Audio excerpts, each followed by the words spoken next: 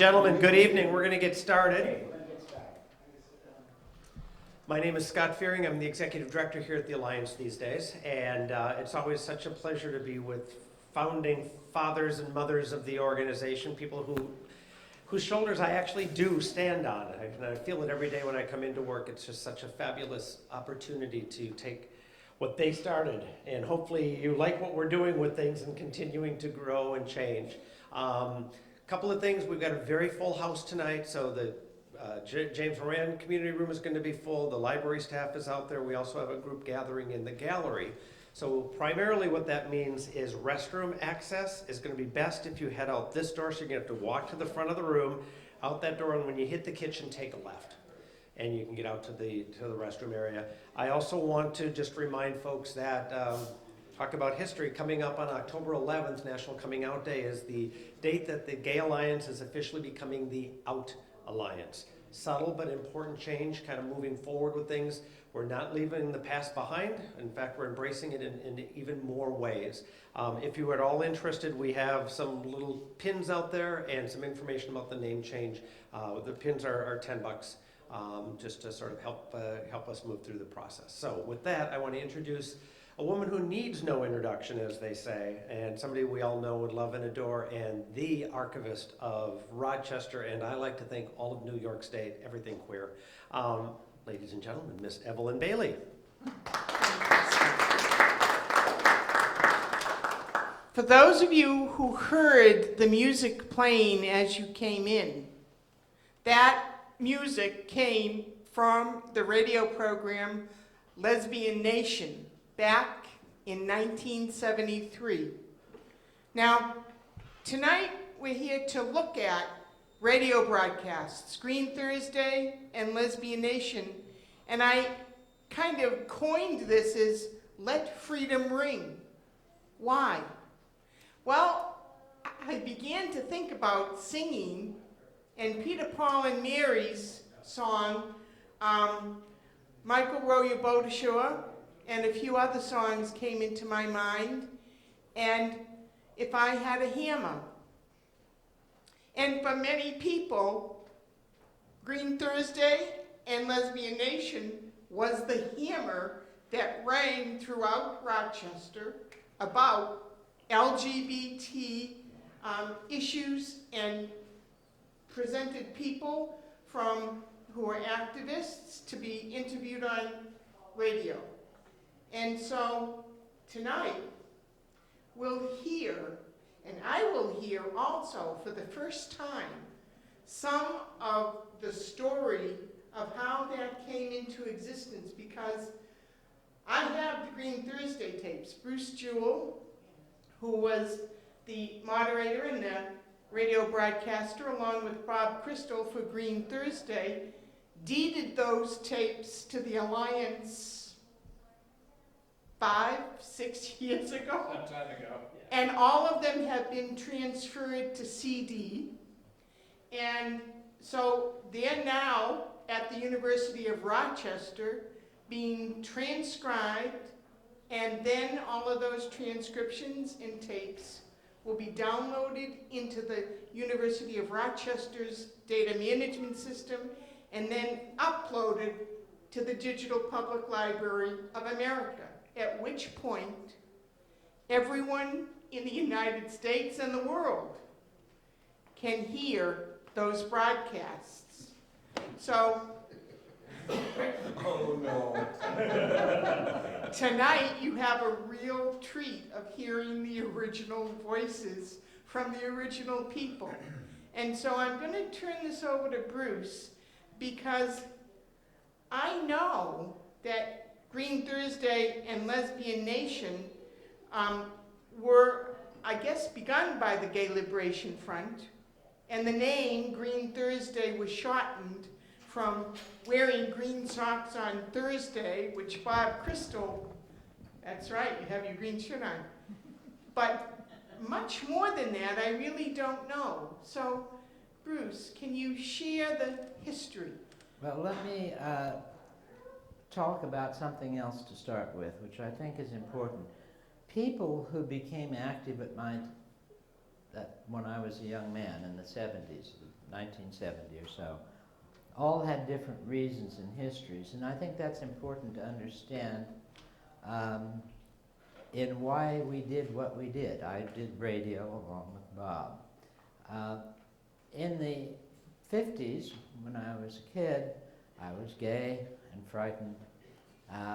By my late teens, I was going to psychiatrists to try and cure my disease.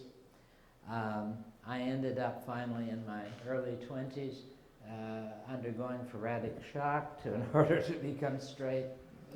At that point, I wasn't any straighter. I decided that this was a real waste of time and I wasn't going to have a sex life if I waited any longer, so I dropped the whole therapy routine. And I came out at a place in San Francisco called the Rendezvous Bar on Sutter Street, where all the young men, I was in my 20s, went. And I remember at that point, and this is kind of one of the keys to my becoming an activist, feeling truly indignant that all these young men, who I found to be very nice young men, many of them were college students like myself, were so hidden away and so frightened.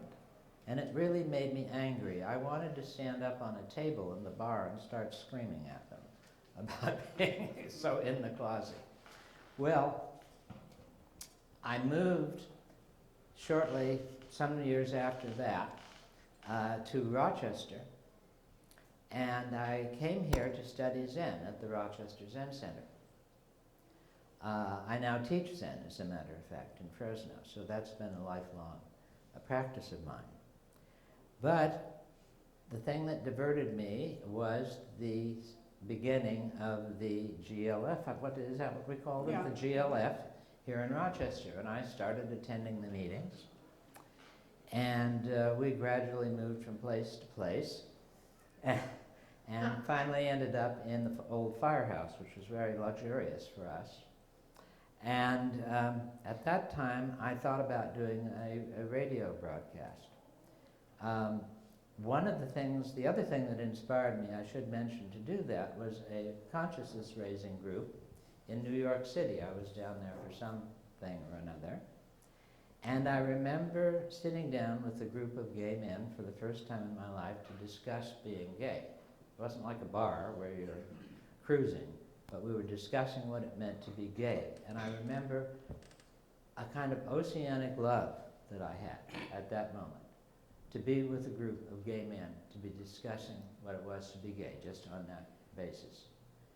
And so those two things, that anger I had at the oppression and the love I really did have for gay men and do have for gay men,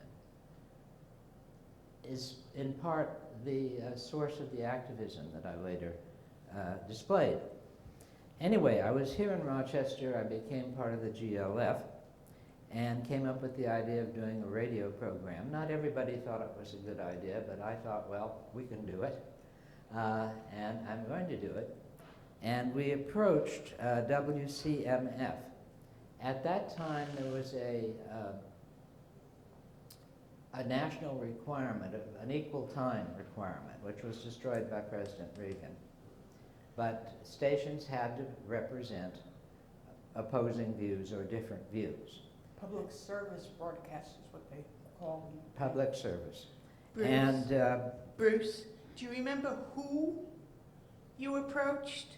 no, I don't, I'm sorry. It was so Okay. long ago. We try to get 2 blocks at a time though, and they'd only give us 1. Yeah. So that's why we wound up alternating. It was probably the manager of the station. And they wanted to have a public service program, and we had the possibility of being sensational.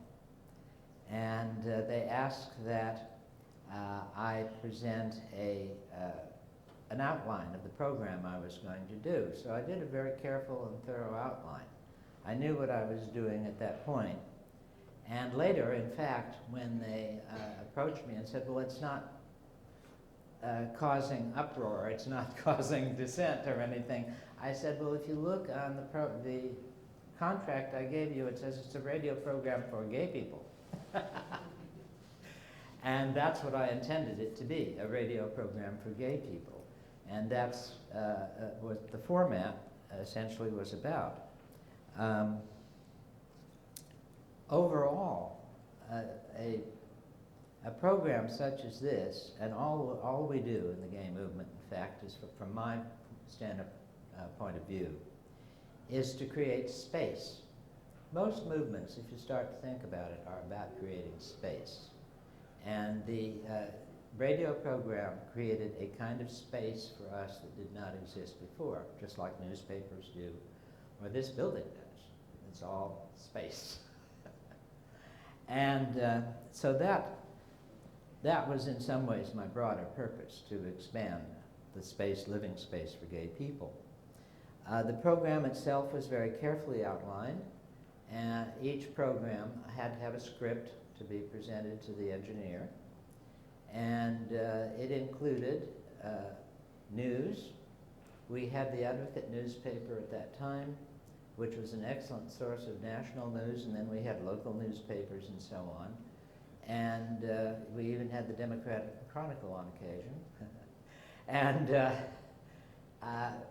the news broadcast section was derived from these newspapers. The other aspect of it was interviews, and I traveled, and so did Bob with me on certain occasions, quite a good deal of many places. I had some wonderful recordings. I don't know if you have them, of the Gay Day parades in New York City. We march along and interview people on the street and so on and so forth. And then there was some interviewing at the Edinburgh International Gay meeting. But we had the interviews, and then we had the music. Now at this time there was very little gay music, that is, music being done for gay people by gay musicians. I collected most of those, and I think you now have them here. Yes, we do. So I invented gay music. And what I did is I took male singers and paired them off so that one singer would be doing one song about whatever, love and glory, and the other singer would be doing a reply. One piece of controversy that did come up, Bruce, that you may not be remembering well, is he had Bob Denver singing Sunshine on My Shoulders to, I'm blocking on the name, the man whose daughter was also a crooner type of musician. And they were, both of those were very religiously, religious people, but Bruce had them singing to each other. And there were people in the audience that did call the engineer and say, "That's not right." That bothered me terribly, as you can imagine.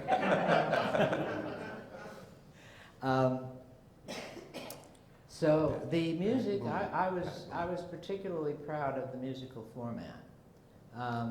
A teacher from the Eastman School of Music called the station and told them that this program had a better knowledge of the psychology of music than any program he'd heard. So it was very carefully constructed in that way, and you might sometime listen, if you're interested in the program, go through some of the musical sections. I was asked, why Green Thursday? Well, all over the country there was this, you might call it a subliminal awareness that homosexuality existed. And in my school, at Fresno High School, we did, of course, have the football team do a drag number every year. But outside of that, if you wore green, any kind of green, on Thursday, it was a sign you were gay.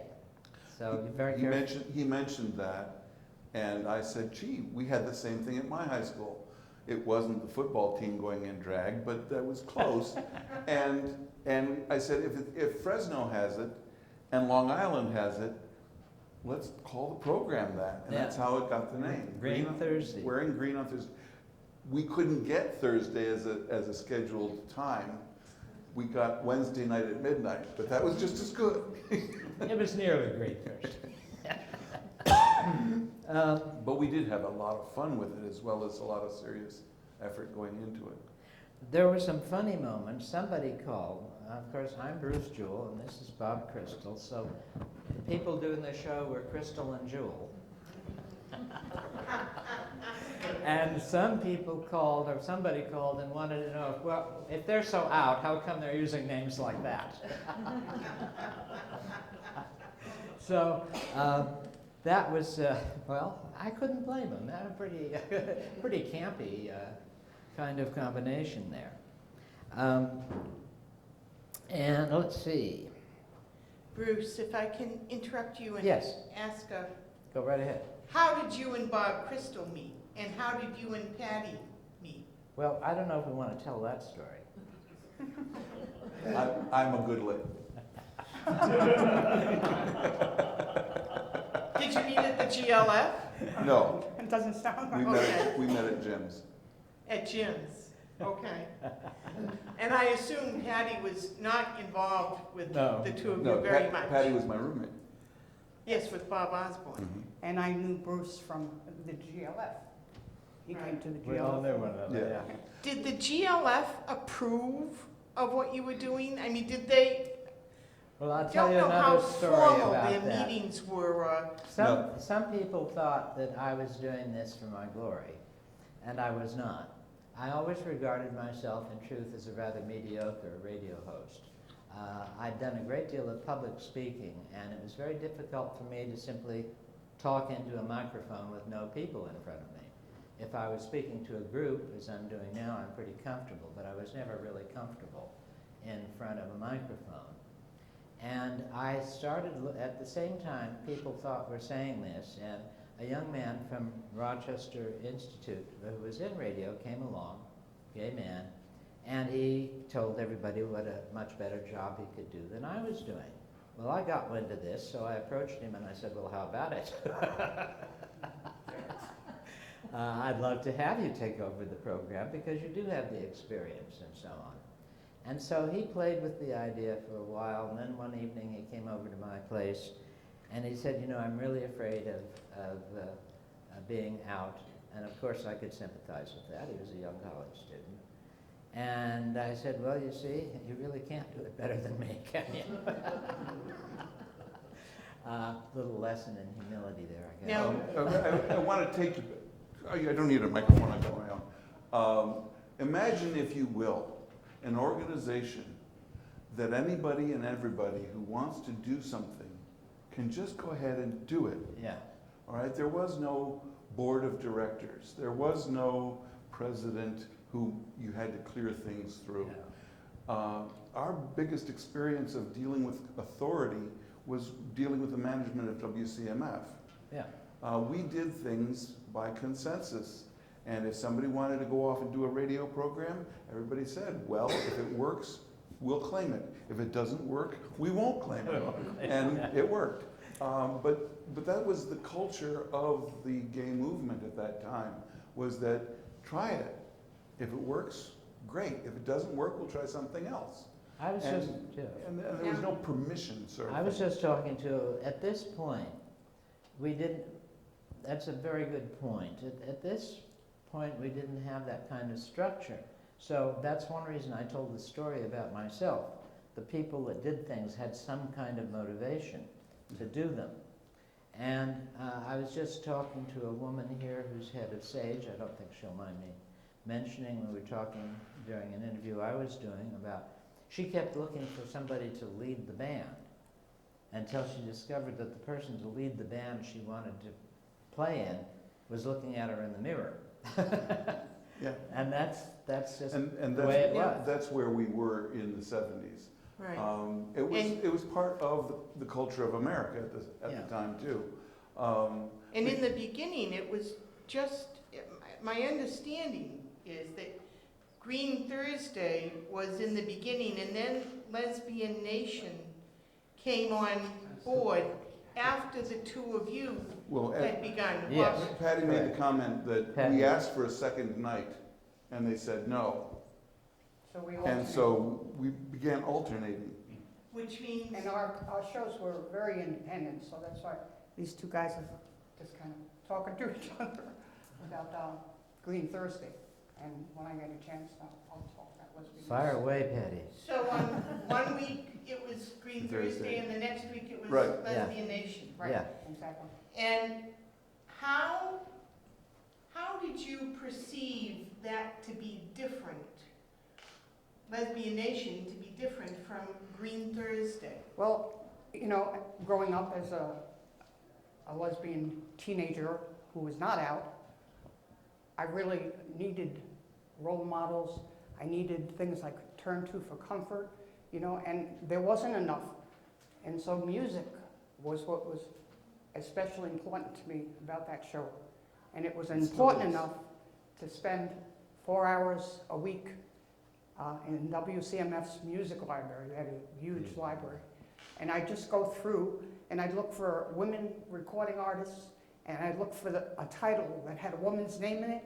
And I'd play for hours and hours just to find 4 songs, you know. And you could do it. And a lot of them came from other countries, you know. But she's going to play one for you that I found, a gem I found in CMF's library. And I was already aware of other music, you know, like Emily, Laura Nyro. If you ever want to hear a beautiful song, a beautiful lesbian song, and she was brave enough to come out with some lesbian lyrics, you know, because she was a bisexual woman who ended her life as a lesbian. You ready? Yeah. Okay, go ahead. This is called Peaceful.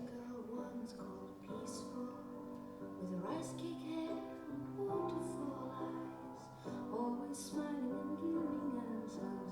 Spent all her time inside hallways, traveling her fair and in disguise.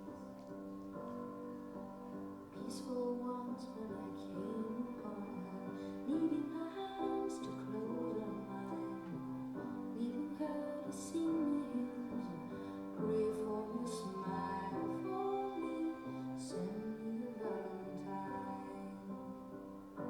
When I was younger, she was to me a mountain, but now I'm older, she's like a breeze.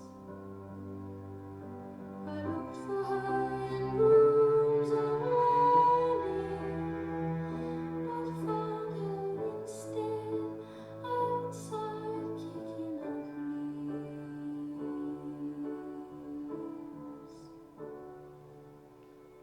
Yet a girl once called peaceful, and knew she was a part of me,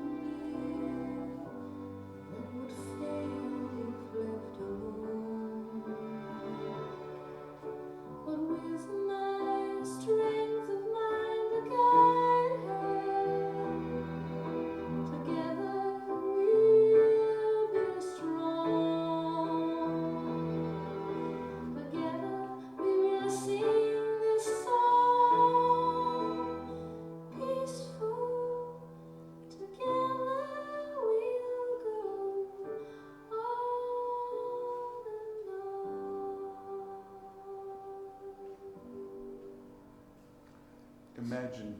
Imagine that you're a 19-year-old woman or man living in Avon, going to Avon High School, and not having any knowledge whatsoever that only 25 miles away, there's this whole culture starting to happen. And you've gotten phone calls from people, and we met Yes, somebody and- Sunday night. Yeah, and at WCMF, we used to get incoming calls from people. We even had a couple of suicide type phone calls that we were able to help save. You know, we'd just make sure that the next day they'd get in contact with the Gay Liberation Front and start to discover Why their. don't you read some of those Oh, notes? well, listen, I've just Or heard would you. you like me to? Oh, okay, you read them. You Dear, can pass that dear out. persons, I have just heard your excellent program on WCMF and was very impressed. If possible, would you please send me any information available about your organization, including your newsletter, which I shall forward your requested $3 when available to me. Sincerely, and it's signed, and it isn't dated, but it's from Ingleside Ave, Perryville, Maryland. And there's another one from Rochester. I am interested in knowing more about your organization. Please send me as much material as possible before March 1st. You see, I am writing a term paper on the lesbian in our society and need information. And oftentimes we get requests similar to that. Yeah, you can pass that But, out. but you know, nowadays it's very hard to imagine not having Google or Yahoo or WikiLeaks or Wikipedia. But the concept of being that open was touched by the Lesbian Nation and the Green Thursday programs.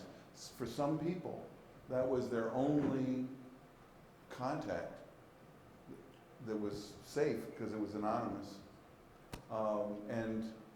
And it opened the door. It was, as Bruce said, it created a space for them to exist in a healthy manner. We had in Ithaca, we had a suicide hotline that was always staffed because there was always somebody calling in. Even in a university town with 2 colleges in it, there were still people who were so isolated and so frightened that they could only think of suicide. I want to tell a story about a woman who, she was still in a heterosexual marriage, and she had an infant. And she wanted to talk to us so badly that she bundled the infant all up and had to go through a blizzard to get to the nearest payphone, because she didn't want her husband, obviously, to overhear this conversation. So she got to a payphone and she called. Unfortunately, it was a week that every once in a while we could get Walter to let us record by day, because midnight came awfully late, you know, when you're trying to be a college student. But just to show you how important this show was in the lives of people, you know. So she wasn't able to reach us that day, but it was a start for her on coming out. And It was a lifeline in Yes. many ways. It also presented many of the current activists who were fighting for gay rights around the country, not the least of whom was Frank Kameny. And he began the Mattachine Society in 1961. He was... Whoa, I gotta stop you. Mattachine Society was founded before then in 1952. 52, thank you. Okay. But He joined the Mattachine in 63. in 63 Three. and began the Mattachine contingent in Washington, D.C. Right.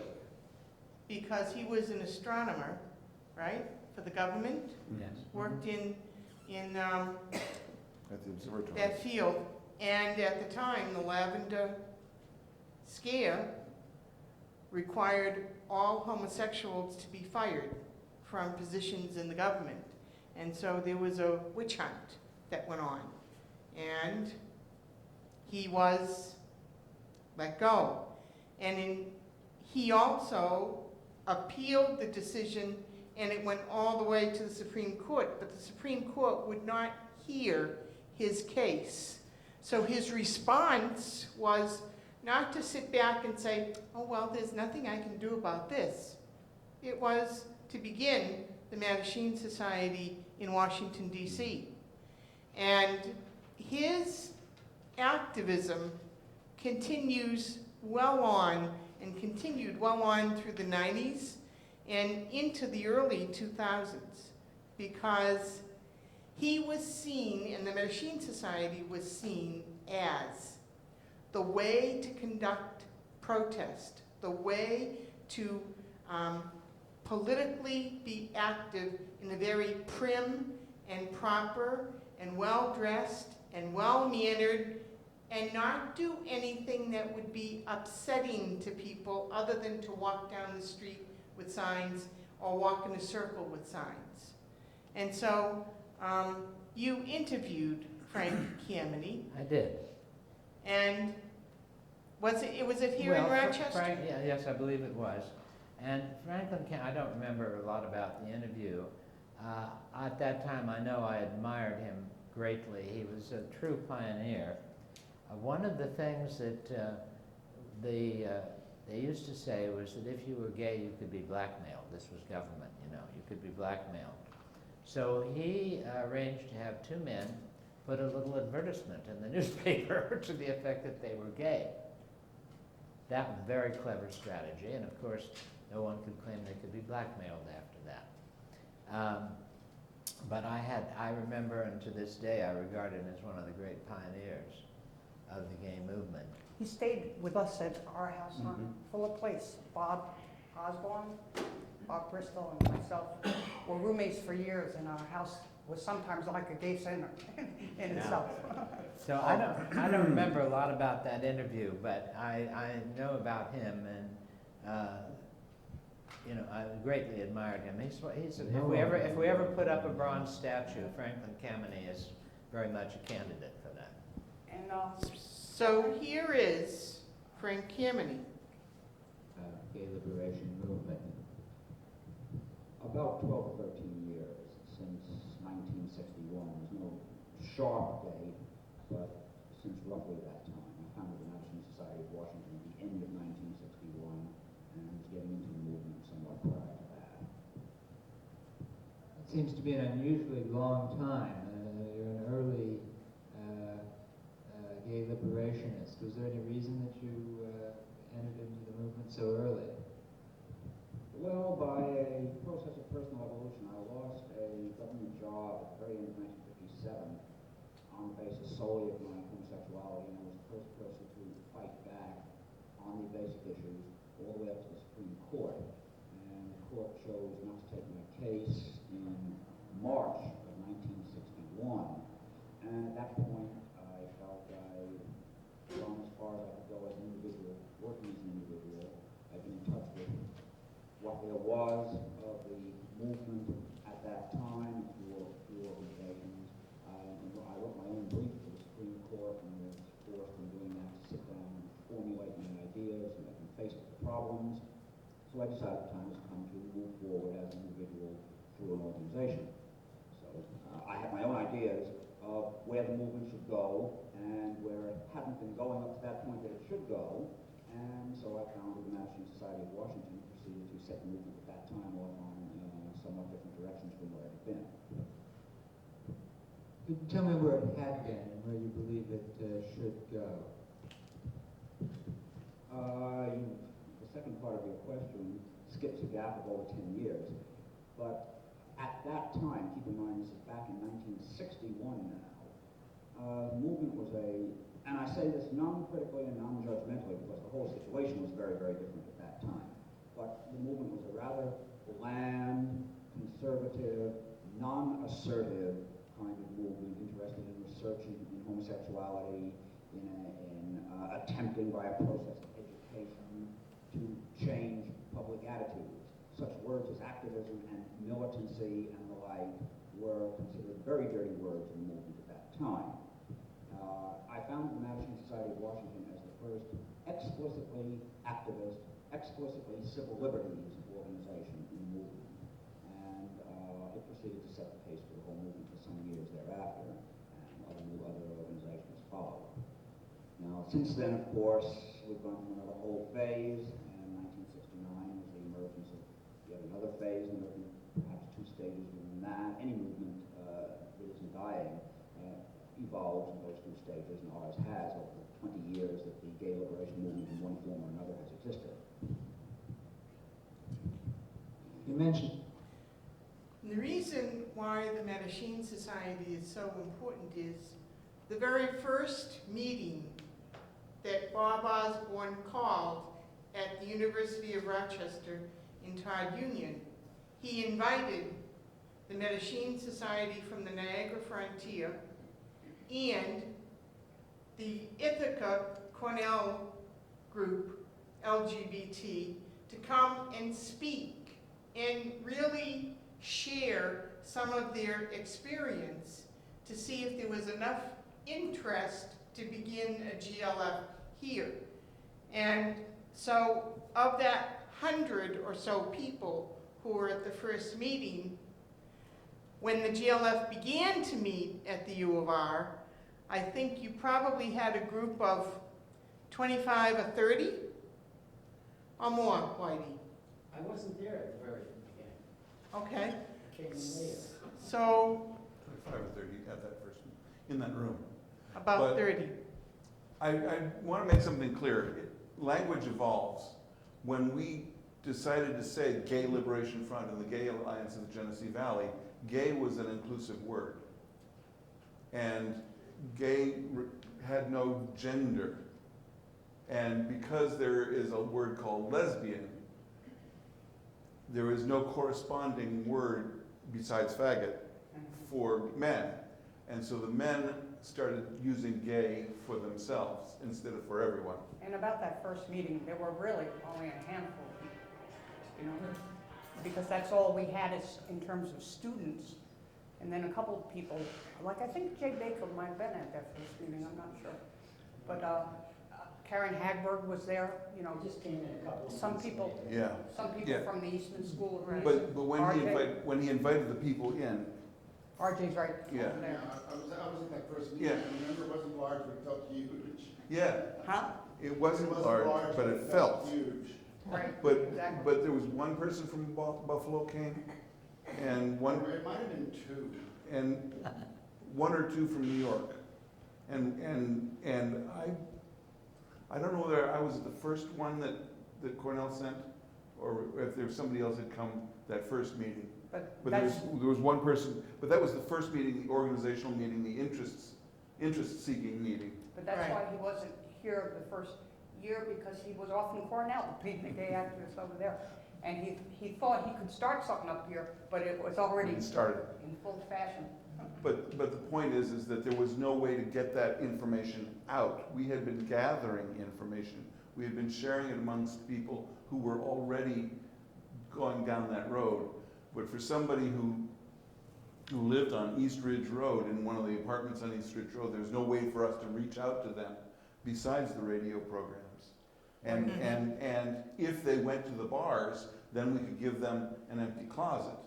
But if Right. they didn't go to the bar, and if they didn't listen to WCMF on Wednesday nights at midnight, they didn't know that there was a gay movement until Right. until the mid-70s. And Right. if we can get back on to the topic of the two radio programs. Can I go off on a tangent here? There's something I wanted to just, I'm sorry, I'm afraid I'll forget. Midge Costanza. She was the first politician here in Rochester to show an interest in the gay movement, and she used to appear, I and some women encouraged her to do that, and she Yeah, started she was a speaker at the U of R for they have a dinner, a special dinner every year, and she was the speaker. And I went up and introduced myself to her as a lesbian. And that's where a very Boomed. beautiful thing with her bloomed, yes. Because, Yes, she went on to become not only vice mayor here, and we worked on her campaigns, and we brought her to the bars, and she even wound up performing at a group she didn't know what it was, but it was the men's S&M group, because I had introduced her to somebody from that group. I'd like to say Now- a couple of other things about her, though, that She are thought it important. was a She, sports team. she The was history. interviewed by you. I On don't Green remember, she may Thursday. have been. But the important thing to note here for Rochester history is that she got the biggest plurality of any candidate that year. And at that point, the Democratic Party took note that gays have a large vote. Exactly. So it was an important part of Democratic political history. Yeah, And she went on to be in Carter's White Right. House as a representative of women Exactly. and gays. And she gave me a personal tour of the White House. I went there and stayed at her house, and Right. you know, it was exciting because she was representing women and minority affairs, Yeah. and she was the first to bring gay rights, that issue, into the White House. I mean, Right. she had to keep it a little on the down low. In You know- Jimmy Carter's administration, she was appointed the liaison Yeah. Yes. for the gay community, but also for many Women communities and of minorities. diversity. Exactly. And invited, actually, Frank Kameny went to that first meeting at the White House, and a number of other people. But also, there were other topics that were addressed in your radio broadcasts. Yes. In going through the list and listening to some of them, there were a tremendous number of speakers on Rock Paint, New York community, or it was a commune. Yeah, I did do some work at a commune. Yeah. But there were a number of speakers. Liz Bell spoke about communes. Yeah. What We were Unfortunately, interested. we don't have many of the Lesbian Nation Recordings. programs on tape, but can we get back to the shows? And I brought that pass out Sure. to, this is my most valued interview. I loved this woman. She was just a character. She was from England and somehow related to the royal family also. But, Rachel Penny. and she was a psychologist, yes. So I guess in England, she was pretty well known and used to be on the TV all the time, because how you would describe her is delightfully eccentric, okay? And I went to, she was teaching in Toronto, something with the Montessori method. And the only thing I can tell you about the Montessori method is that it's more child geared kind of, It's not instructional. it's not instructional. So when I went to interview this woman in Toronto, and I really like the... Yes, she's got it here. Okay. Right. And there are copies over there on the table. I walk into this room that it's like a big gymnasium, at least this size, right? And there's a woman sitting in the middle of the floor with all these 5-year-olds all over her, you know? So I introduced myself and I whispered to her, I'm here to interview you for the Lesbian Nation radio show. Because it just didn't seem like the right atmosphere for that. And she said, well, you're going to have to wait until the end of the workday for that interview. And so I wound up having to spend my whole day with these 5-year-olds, playing with them, reading to them, you know. And but getting back to this woman, I got this page from Wikipedia on her life, you know. But In 1977, she came to New York and treated a 4-year-old boy who had autism. yes. This resulted in her publication, Body Breakthrough of an Autistic Child. Yes. And she was briefly married and Her whole... had one daughter Okay. and 2 sons. Right, and then the article ends, the last line, go ahead, read it. She was a Quaker and member of CND, don't know what that is, I don't from know. 1961, and openly declared herself a lesbian in 1989 at the age of 80? 80. Yeah. At the age So- of 80. When I was interviewing her, I had assumed that she was a lesbian because she was on the board of whatever the equivalent to the Gay Alliance is in Toronto, you know? But anyway, when I asked her that question or assumed that, you know, about her, she goes on about, she had written an article, and she was one of the people describing herself this way. She said, for many people, they have a sex-love split. And she said, so when I feel love, there can be no sex.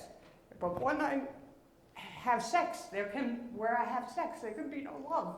And she said, so therefore, I love women, but I have sex with men. So it was great to see in Wikipedia, that last line, that she finally came out at the age of 80. Yes, and many people at that time who were gay didn't come out until after most of their family had passed away, most of their connected relatives had passed away because they didn't want to be ostracized and Right. negated. I want to point out about, you see how this worked at this time? She approached Midge Costanza and said something in motion that really had national consequences. But we did these things Spontaneously. spontaneously because we had the motivation to do them. I stood up once, I was working at the Genesee, and they had a conference on curing gays, and it was a bunch of psychologists had met for a meeting, and it was at lunchtime, so I arrived in my white jacket and sat down and listened to this guy describe his cure, which I won't go into. It was so grotesque, actually. And I stood up finally, and I went up to one side, down on the other side of this psychologist. Later, he talked to him, and he said, well, maybe I shouldn't have used that case. I said, maybe you shouldn't be treating gays at all. But the whole thing was that a few weeks later, this same group of psychologists contacted us to come to them and speak about the gay movement.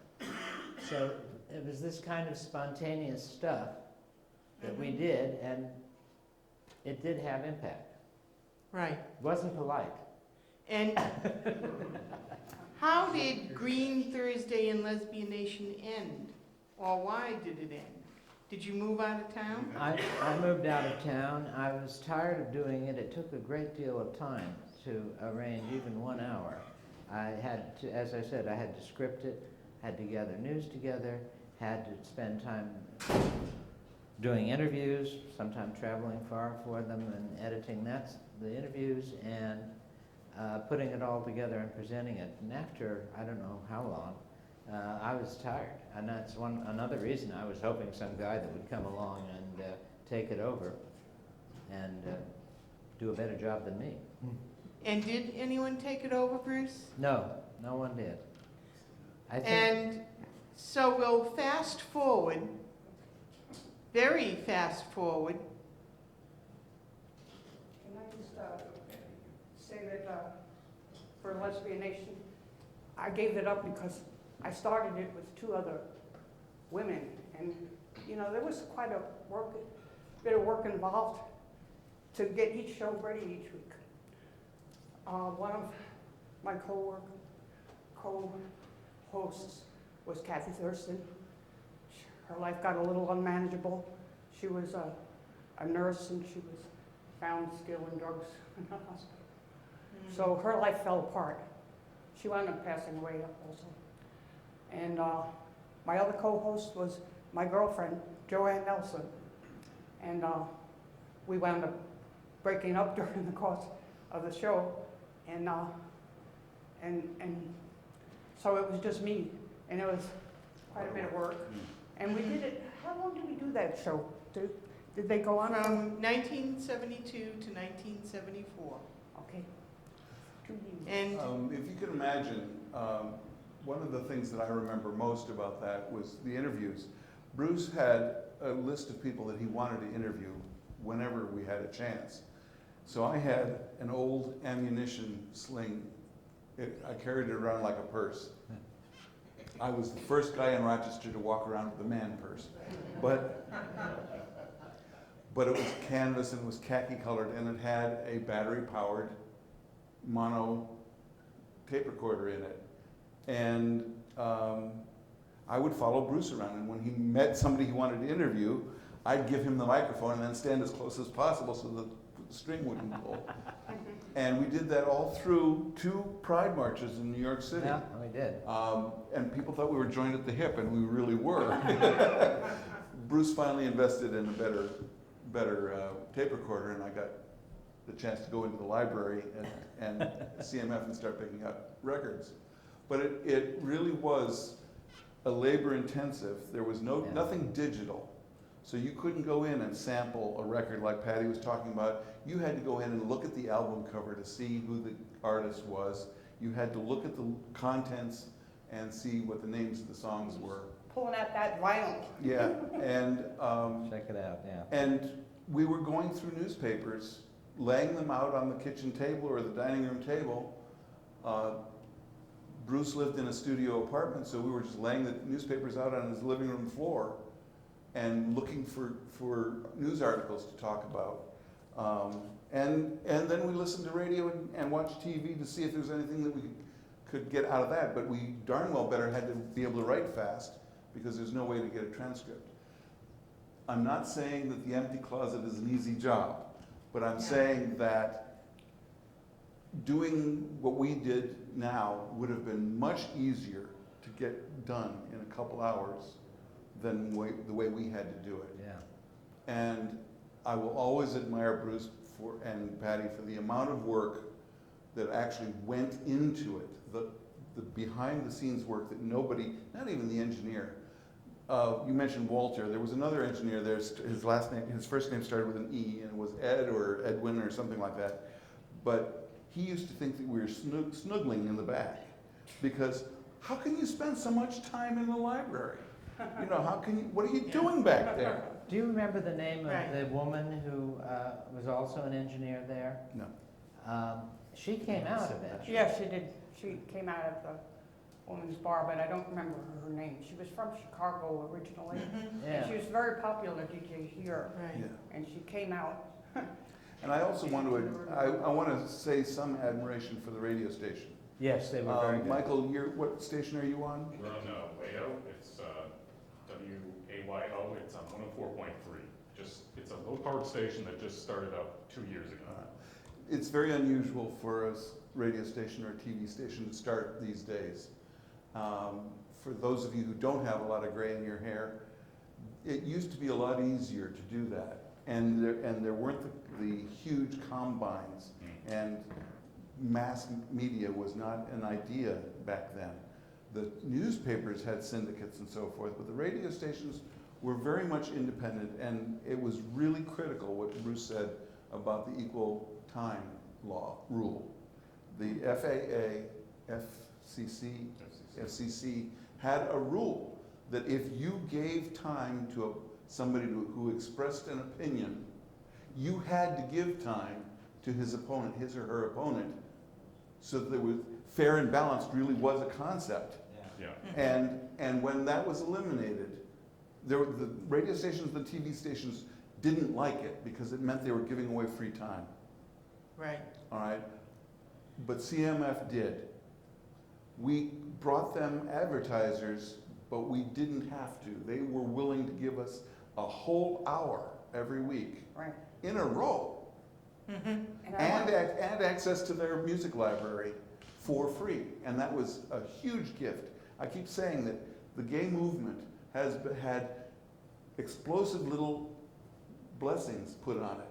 That's one, WCMF was one of them. They were very Mark, good to Mark us. Hull letting us use the burned out pharmacy for a year. That was a little blessing that was just dropped on us. I just wanted to say about WCMF and Walter, I didn't realize how valued we were by them until I was leaving. Because, you know, he said, well, why are you leaving? Your show is entertaining, it's educational, it's provocative, and it's relevant. And it had a rating. Right. And so I would like to turn this to Michael and ask, what kind of preparation do you do for your radio program? When do you have it? And what are the topics? I do research all the time. So one of the advents is Facebook. So I see a lot of friends are interested in articles, and I'll flag them to bring back up later. I spend a lot of time, I'm a news geek, so I hunt through a lot. And we have a lot of great sites now, like The Advocate, you have out.com, BuzzFeed has its own LGBT sections. So it's actually finding news is not a problem. It's finding that there's so much of it to give it all the right amount of time is actually, you have to use your judgment what's actually worth getting a discussion going about, or maybe just kind of put it on our website and somebody can read it later. So I would say probably I spend at least 8 to 9 hours a week looking at stuff. How did you come to be on the radio? I mean, On Rainbow Rock, it's about 2 years old, so we started right when the station did. And WAYO is actually a great platform because it's it's kind of like community access television. The government said, hey, we need to have some radio stations like this. So there's WAYO, there's Rochester Free Radio, there's another station in town as well. And I was hunting around doing a podcast before this back in like September, October of the year prior, and it just didn't come together. And suddenly Brian Hurlburt, who is the co-host, he actually got to WAYO and put this together, and put out, asked for somebody that would want to co-host with him, and it kind of fit just at the right time. And we were able to link up, and we just had this great dynamic together. We could just have conversations like back and forth. We were really comfortable. So that's how it started. And then we were actually went from 1 hour, and we were getting 2 hours. So we're actually one of the longest shows on the radio station.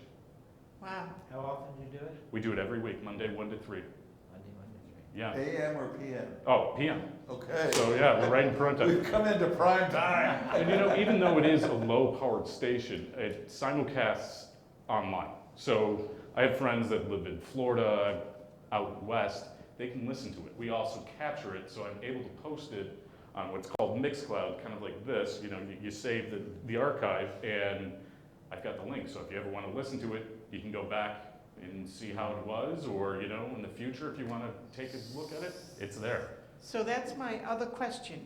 Are you documenting and archiving everything I have you everything. do?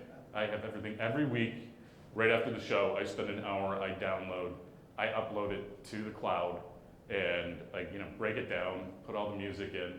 That's another thing, is the music. It's interesting to hear about how hard it was to find music from your time period. And I've run into that, because there's a plethora of music from, probably 80s on up. But going back further, especially early 70s, And prior. and before that, there's not a lot. And it's really hard to find it, unless the artist has come out later in life, but it's actual pinpointing things down. Like I've wanted to do something like on jazz and that, and there's just not a lot of. Well, you might be interested in knowing that early jazz, Harlem Renaissance, many of the musicians and the artists were LGBT. Right. And what they sang had a double entendre. It was heard by LGBT men and women one way, and the straight community another. Yeah. You know? No. But it's not easy to find. I've done a lot of research on that. It's painstaking.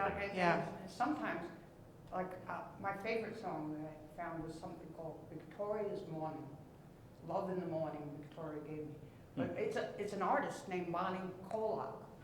And you can find her on YouTube, but you can't find Victoria's Morning. Yeah. And so now I'd like to turn it over to you and ask you if you have any questions Now you know what for the Stone Age was like. our broadcasters. Or comments? Arjun. I was wondering, when you started the show, did the fact that you had been involved in speaking engagements that had involved radio and television already, did that make you feel more disposed toward it, or was it a totally separate seeming sort of proposition? With stage fright, because at least here it was just audio and it wasn't the visual parts you had to worry about, you know? I had been on TV in Ithaca. The one rule that the gay movement had at Cornell was you could not be anonymous. So there were a whole bunch of people who were very active in doing a lot of things, but they would not go on TV and they would not go on radio. So for a while, I was the only person whose last name anybody knew in Ithaca. And so I was well prepared when Bruce approached me and said, I need a co-host. I appeared on TV in Rochester only once. It was to moderate a program, a panel, and the Democrat and Chronicle had published an article on something, I don't remember what, and we requested time to reply. And we had quite a good group. I don't remember all the people, and I moderated it. And that was my sole appearance on TV here in Rochester. I was on quite frequently on the public service broadcasts that they have, and on shows like they had Louise show. Is that the, Yes, the name? that was the name. You know, if In the you're morning, gonna, that was quite Louise in famous. the morning. I was going to say, if you're going to be out the way I was out and the way Bob and other people were out, you were really taking life and livelihood into the situation. I guess we had one death threat at the radio station, and I got nasty phone calls occasionally. My phone number was in the phone book so people could call me. As was mine. Did that hinder getting interviews? Were people nervous to come on, or? No, but I mean, that's just the way it was. If you're going to be out, Right. you were going to be out, and you dealt with the consequences of it. The most surprising phone calls I ever had were from women, and they were dirty phone calls. And I've read since that straight women like gay porn, but I feel like a pioneer in the field. Well, a part of, Part of that was that, as Bruce says, you really were taking your livelihood, if not your life, in your hand. There's a reason why the gay movement started on campuses, that was the safest place in the country. Yeah. I worked for JCPenney's in the shoe department. Pretty innocuous to have a gay guy selling strapless sandals to women. But I got fired because I appeared in the Democrat and Chronicle Sunday section. And as I was telling Michael earlier, that's just something that you had to accept, that we expected that we were going to be treated badly, and anytime we weren't treated badly, that was a good thing. But we were prepared to suffer out of anger or out of promotion, and people mistook it for being pride. I really enjoyed having the pride movement start because that they were talking about the right kind of pride. Everybody thought it was my ego. Yeah. And it wasn't my ego, it was I'm proud to be a gay man. In Ithaca, I got shot at. I provoked it, it's my own fault. You really shouldn't talk to a guy who's got a gun in his pocket. But anyway, but the point is that we were, in the early 70s, we were prepared to be confronted and to lose. I really wasn't. But what I did was put the movement above my own career opportunities. Yeah, but Quite often. I mean, I would have stints of careers like social worker, realtor, blah, blah, blah. But what my priority was gay rights. And until you could come out without losing your job, you know, a lot of times I put the movement first, and I'd leave jobs just to be able to maintain right. being in the movement. You were, for many years, the representative of the Rochester contingent to the Gay Task Force Right. in New York State. And I also had stints where I got to actually be the seat of worker for the Gay Alliance. Right. That was the first paid position. Yeah. So when I came, I briefly moved to California, but when I came back, I was the seat of person. And the person who started the Gay Task Force across the nation was interviewed by Bruce Della. Yeah. Mm. You asked me about, I don't remember that interview, I did a great many interviews in that time, but interviewing Frank Kameny was one thing, because even at that time, he was this pioneer that was really a leader by virtue of his actions. Interviewing other people, Bruce Della, I do remember, very intelligent man and very capable man. But they were kind of like peers. We were all out there doing things such as Patti approaching Midge Costanza. That turned out to be an important thing. You couldn't tell what was going to be important and what wasn't going to be important all the time. So we were all kind of soldiers in the same army. You just reminded me of something. Does everybody here know that the person who decided she was going to take care of finances called Mrs. Sibley? Oh, yes, yes. Oh, That's a good yeah. story. Yeah, I like that story too. Mrs. Harper Sibley was a cornerstone of this community, Rochester, New York. And yeah, Bob Osborne, the founder, the main founder, of Gay Liberation Front. When we needed funds outside of the student union, it became obvious because we were going to get kicked off campus because we were spending so much of their money. Well, he sent me to the library to research charitable trusts. So I find this Sibley phone number and so many others of the wealthy in Rochester. Well, most of the people you'd call, you'd get their lawyers. You don't get them, you know. But in the case of Mrs. Sibley, it went right to her, you know. And she was just a sweetheart, I swear to God. It was before I guess she got very elderly and senile at some point. And she's gone, she's long gone now. But at that time, she was like, hello, dear. You know, and I said, I'm a student at the U of R, and I'm calling on behalf of the GLF. And she didn't know what GLF stood for. So I said, well, we're the Gay Liberation Front. She didn't know what gay meant either. So I finally said, I'm a woman who loves a woman. And then she talked to me about Sappho. Sappho was a woman poet. So it's Mrs. Harper Sibley who's introducing me to my own gay history. And, you know, telling me about the island of Sappho, whatever, Lesbos, you know, where Sappho had all the lesbian poets and all this stuff. And then she became, you know, so sweet about everything, you know. She said, I worry for you, my dear.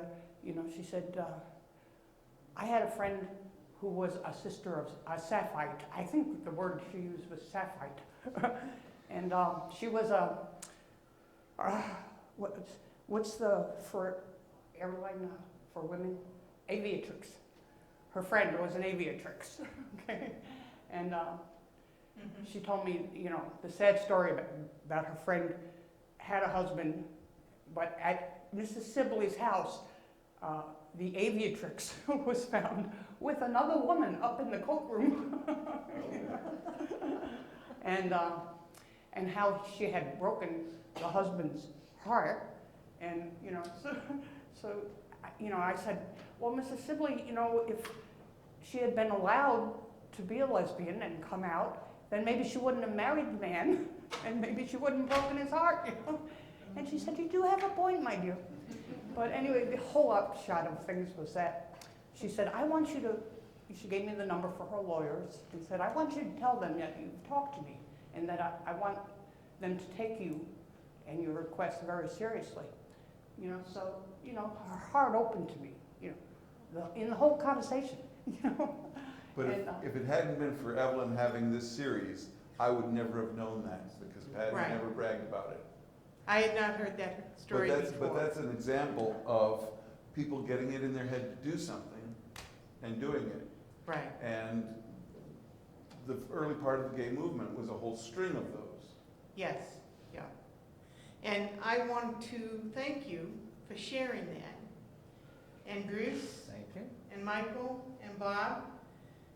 And then I want to ask you to seriously either get a tape recorder or pencil and paper, and every time you think about a story from the past that you remember, to pull out the tape recorder and record it. And Can we just put it on your answering machine? We'll just call you. then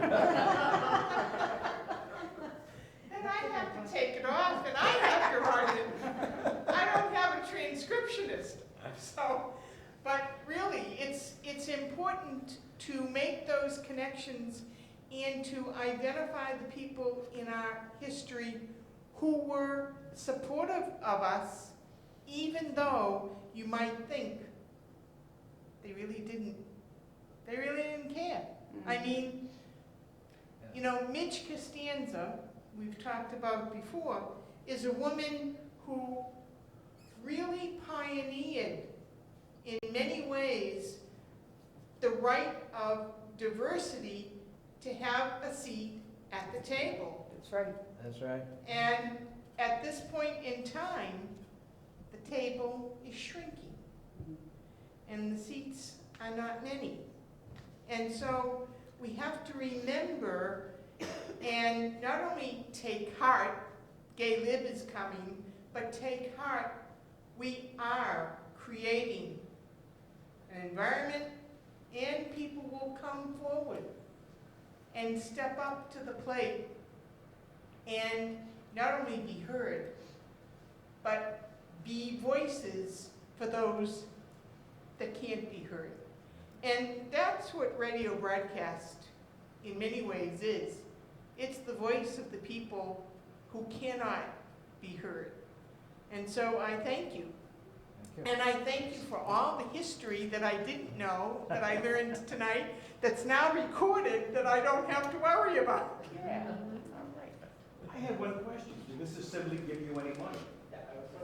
Well, her lawyers would, determine what happened with her foundation, and my sense was that she would have been quite supportive of them giving me some of that money. But when I called their lawyers, I got the same kind of,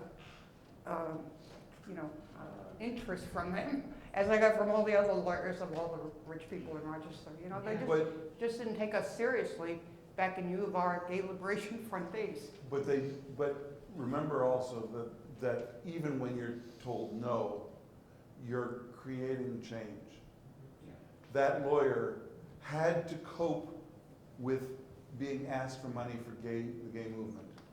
All right, Mrs. Sibley, he had to cope with the idea that she'd already talked to Mrs. Sibley, and Mrs. Sibley was positive about it. The reason she had lawyers is because she was already, her family didn't trust her to deal well with money. They all have foundations. But every time, every lawyer that you called, not just Mrs. Sibley's lawyers, but you had an effect that we won't know the results of because there's no way to find out. But I know that you called at least 30 lawyers, 30 well-to-do people in the city of Rochester had their lawyers called by somebody from the University of Rochester. That had to have an effect. That was just as important as Kameny making that important point on his thing. But other blessed moments, other moments where we had a friend and we didn't know it, was when CETA was approved for the GAGV. We didn't expect that. We were, that was, holy crap, they said yes. Comprehensive Employment and Training Act of 1972, 77? And I played bridge with the guy who said yes. And I asked him, what persuaded you to say yes? And he said, well, it's about time we did something for somebody besides the banks. And I picked you. Oh no, And it's moments like that that have given us that little leap forward. And One other we part need to of remember that I wish somebody would explore is that there was a man related to wealth in Rochester in the gay community. And he said, when I told him that story, he said, well, she was known to be a friend of Amelia Earhart, so that may have even been who he was talking about. Yeah.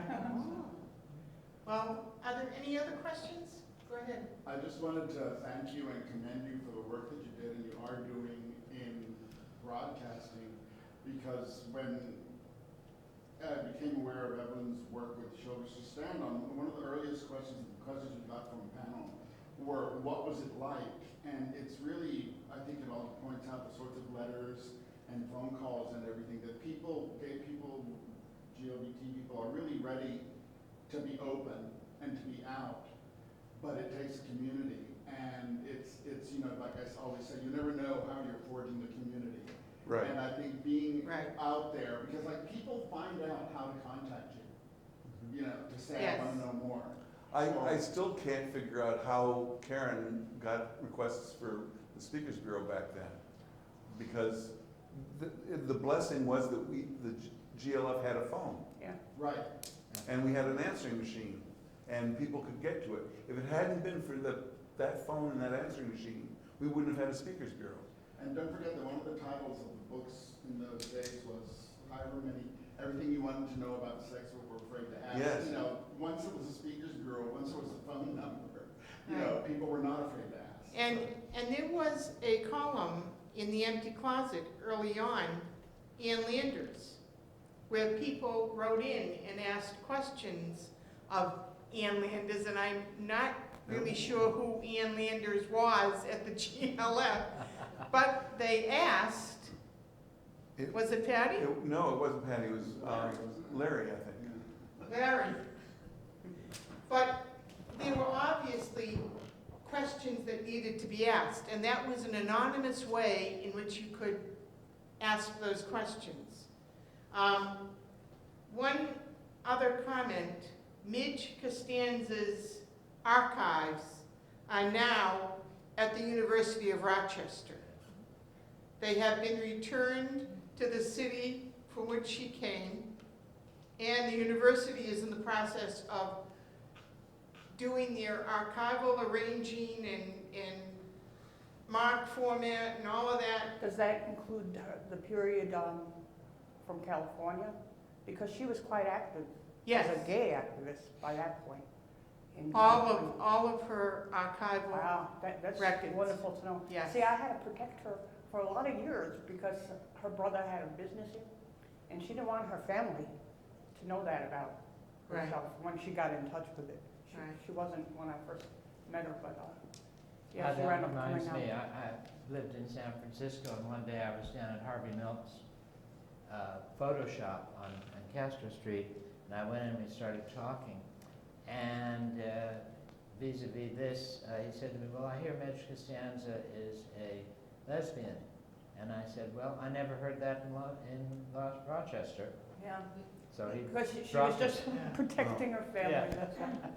Before we end, there are some pamphlets on the table over here from the Mattachine Society, the Ladder, and some other, a couple of other notable things. And you can, I They have were- a pass out there on that Rachel Pitty character I was telling you about. Right. They were the means of communication, and almost the only mean of communication other than broadcast or a newspaper. So, any other questions before? Not a question, but a comment. The letter from the White House that Patty, I think it was addressed to you from Midge Costanza, is actually hanging on the wall right outside the door here if people want to take a look at it. I also wanted to stress that I was told recently that our collection of the Mattachine magazine won, that our collection that we have here in Rochester is larger than the one of the Smithsonian. Really? So we've got a very incredible collection back there. And I also, bringing it back to radio, talking about changing times. I spent an hour today, over the noon hour on WXXI, talking about gay images on television and things like that, and call-in program. And so it's going full circle, you know, things are continuing to this day. The work that you guys did, hard work on it. I want to thank you, and Michael, your work today is also really fabulous. So next week's program here on Wednesday is? Whitey has left, I guess. Yes. But it will be, the GLF leaves the U of R, the beginning of the Gay Alliance. And before I forget, if any of you know of anyone who was involved with the community, who may have memorabilia or artifacts or minutes of meetings that they were involved in that were LGBT, please ask them to deed those to the Gay Alliance. Contact Scott or contact me or contact Jeff, contact someone here, and we will happily take all of those. I'm Just- hoping one of those teenagers that called on the Lesbian Nation show may have taped some of those programs, you know? So if you could get word out there, I appreciate it. Right. It's very important. We don't think about why do we have to, you know, remember, why do we have to document? It's real simple. If we don't exist. And if we don't exist, all of the work that we have done to help people be free and have rights rights and protections gets hurricaned away, it is very, very easy to do. And I was thrilled today. I got an email from Dan Sapper. I don't know if any of you know Dan at Kodak. He was able to retrieve from IT all of the Lambda Kodak digital files that were once in Lotus and then got migrated and migrated and migrated. He has them all. Very good. He now is no longer at Kodak, but he was able to secure those, and so that, along with other records that Lambda Kodak has, they're all at, I think, his house, and we will be working with those over the course of the next year. But those initial records, people don't realize how much of an impact corporations had in this community in the early 80s and in the 90s. If it weren't for HR people taking the lead within corporations and then CEOs speaking on our behalf in Washington and in other forums such as that, we wouldn't have what we have today in terms of marriage equality, in terms of protections in the workplace, across the board. So I knew he was leaving Kodak, and I emailed him and I said, please, please, please get those records if you can, and he was able to. Great. Because they're critical and crucial. So thank you, and thank you. Can I just tell everybody, listen to Rainbow Rock. It's on Mondays 1 to 3 on 104.3, or you can stream it at wayofm.org. Give me that. By the way, I'm serious.